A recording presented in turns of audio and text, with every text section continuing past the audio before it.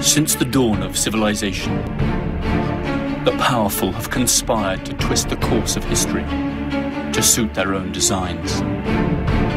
Like puppeteers, a few shadowy figures could still be pulling the strings of destiny for billions.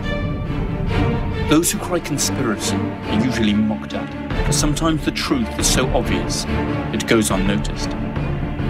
Are those merely paranoid fantasies cooked up to feed the appetite of paperback readers and web surfers, but which bear no relation to reality? Or are we living out some perfectly executed plan? Wars, revolutions, social movements, terrorist attacks. Everything is given an official explanation. But perhaps nothing is what it seems to be. Let's dare to unveil the incredible world of secret societies.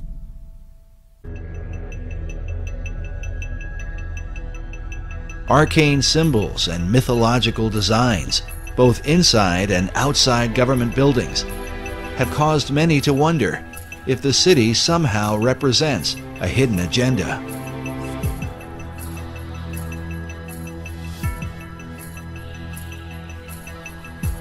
This becomes increasingly important as America's current place on the world stage ignites firestorms of controversy. As the United States is the most powerful nation on earth, many have wondered, what is America up to? Could the purpose of operations currently carried out by the U.S. government somehow be reflected in the design of its capital city? At the center of controversy are secret societies. Many of America's leaders have belonged to them right from the nation's beginning. Our current president, George W. Bush, has admitted to his membership in the mysterious Skull and Bones Society. You were both in Skull and Bones, the secret society. It's so secret we can't talk about it. What does that mean for America? The conspiracy theorists are going to go I'm wild. sure they are. I don't know. I haven't seen the web. Number 322? Skull and Bones has to be the most powerful, one of the darkest of all secret societies that exists on this planet. It is about greed and it is about power. The idea for Skull and Bones is said to have come out of Germany in the early part of the 19th century.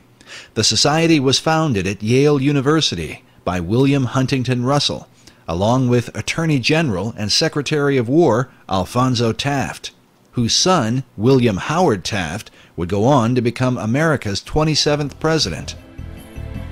Some believe the Society's foundation demonstrates a clear link with what may be the oldest society of all, Freemasonry.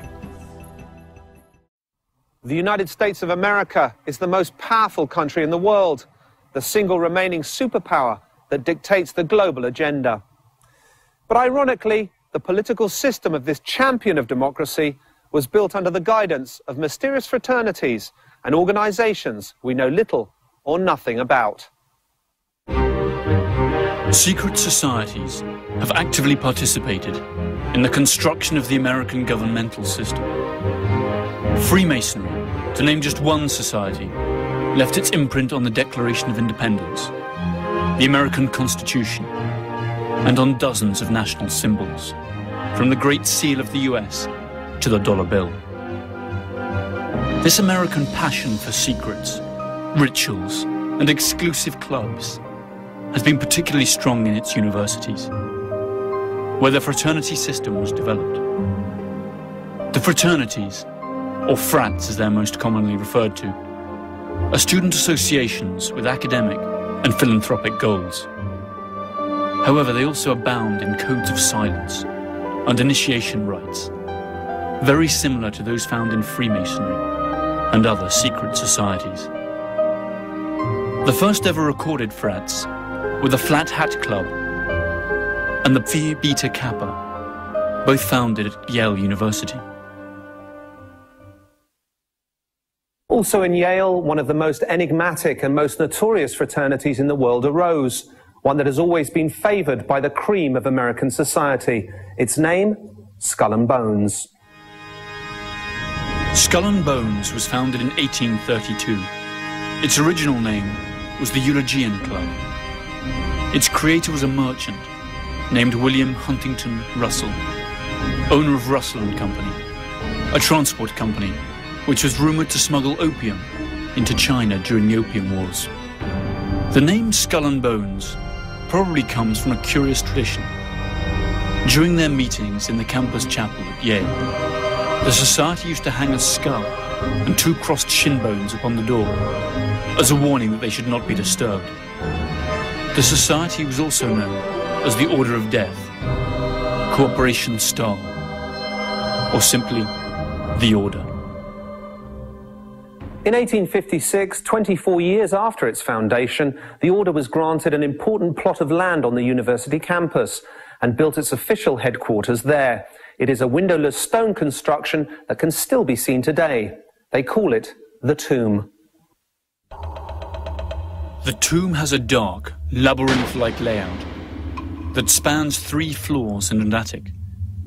It comprises a number of halls and secret cabinets, chambers with mannequins in full armour, candlesticks, old photos, flags and manuscripts, and a sinister collection of bones, supposedly belonging to historical figures, including the skulls of Mexican revolutionary Pancho Villa and the Indian chief Geronimo, and even that of Panamanian dictator General Omar Torrijos. In the keep of the labyrinth, there is a vault with the enigmatic number 322 on the door. Inside, there are just 2 chairs and a table. This was where the candidates are said to meet Madame, a skeleton that is supposed to be that of Madame Pompadour. Their passion for bones and skulls could be considered in bad, albeit innocent taste. However, a much more serious accusation hangs over the Brotherhood of Death. It's sympathy for the Nazis. Critics of Skull and Bones insist that the society is not originally American, but rather an offshoot of some German right-wing order. This could well be true. Its founder, William Russell, did indeed live for some time in Germany before attending to his senior year at Yale. And it was actually on returning to the USA that he established the fraternity. Always according to its critics, the number 322, the order's identifying number, hides a coded message. The 32 represents the year of its foundation, 1832, and the additional 2 stands for the fact that it's the 2nd chapter within an international order. Alexandra Robbins, a Yale graduate and author of a book on the subject, stated that the society owns a valuable collection of Nazi objects and memorabilia, and eats its dinners off Hitler's private silver service. A large part of their liturgy is written in German.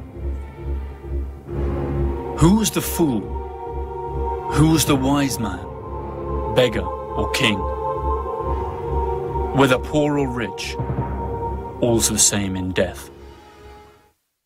A sizable part of the American military-industrial complex of the early 20th century collaborated with the Nazi regime in Germany, contributing immensely to their rise to power. This historical fact is unknown to most people even today. Also unknown is the strong involvement of bonesmen in the pre-war German-American relations. But history keeps its own records, and the past always returns to haunt us. In 1930, Prescott Sheldon Bush, father of President George H. and grandfather of President George W., a member of the Skull and Bones class of 1917, and president of the Union Banking Corporation, engaged in a number of profitable business deals with Fritz Thyssen, the German steel tycoon who supplied Hitler's war machine. The UBC was closed by President Truman during the Second World War under the Trading with the Enemy Act. In other words, for doing business with the Nazis. Apart from Prescott Bush, several other directors of the Union Banking Corporation in New York were also 1917 bonesmen, including E. Roland Harriman and Ellery Sedgwick James. In 1938, Bush, by then executive associate of Brown Brothers Harriman, issued a loan to Hitler's Germany to enable the latter to import American Standard Oil fuel. In 1941, the year the United States entered the war against the Third Reich, Standard Oil, which belonged to Rockefellers, Bonesmen themselves, had 6 oil tankers sailing under Panamanian flags and manned by German crews. These vessels carried fuel from their American refineries to the Canary Islands, where their German submarines were being refueled. In the meantime, Allied troops were losing their lives on European battlefields. Investigator Anthony Sutton claims that Skull and Bones is not at all an American society, but a branch of a foreign secret society. According to this expert, it is one of the reasons why secrecy in the order is so vital. However, the list of its members is a true who's who of American society. Many of these influential personalities are advocates of the American way of life. Skull and Bones membership certainly has its privileges.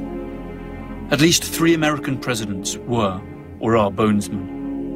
George W. Bush, his father George H. Bush, and William Taft. The proposition that this small club of the well-to-do pulls the strings of American power, and through it those of the whole world, by placing its associates in key power positions, is supported by substantial evidence. The elections of 2004 saw the almost impossible come true. Both the Republican candidate George W. Bush and his Democrat rival John F. Kerry were members of Skull and Bones.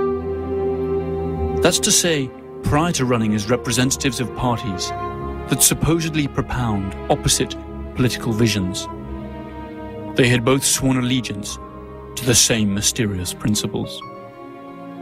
And what's worse, they share secrets that are not known to their own constituents. The million-dollar question for American citizens and the world as a whole is, do Bonesmen put their frat fidelity above that of their civic responsibilities? As the BCCI case clearly shows, the answer is undeniably yes. By the end of the 1980s, the scandal concerning the Bank of Commerce and Credit International was making the headlines. The BCCI was accused of laundering drug money and financing terrorist operations. The scandal tarnished the reputation of the US government, since the bank operated freely in America and was a regular contributor to political campaigns. The administration of Bonesman George H. Bush blocked the investigation, which had in any case been entrusted to a Senate commission chaired by Bonesman John Kerry. The BCCI was absorbed by more respectable banks, and the subject was never revived. Who runs Skull and Bones? Up to what point are Bonesmen able to influence the decisions of fellow members? Perhaps by looking into their initiation rituals, we will be able to have some idea of what kind of power the society holds over its brethren, whether they are industry leaders, intellectuals, or politicians, and speculate how they use that power should the need arise. Each year, only 15 students entering their senior year at the University of Yale are admitted. The candidates must have been tapped by those senior classmen of Yale University who make up the current membership. The criterion for selection also includes the candidate's potential to increase the power and prestige of the society. 2 votes against the candidate are enough for him to be rejected. During their initiation, candidates must recount all their sexual exploits. Finally, they are expected to perform various oaths, kiss some feet, and drink blood.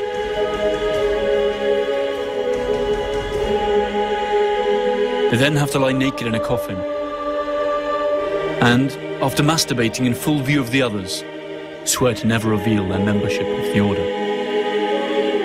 The candidates are then introduced to their future companions, who wear masks for the occasion. Uncle Toby, the Knights, the Small Devil, Don Quixote, and the Pope. Their ceremony ends with a grand party that lasts for hours.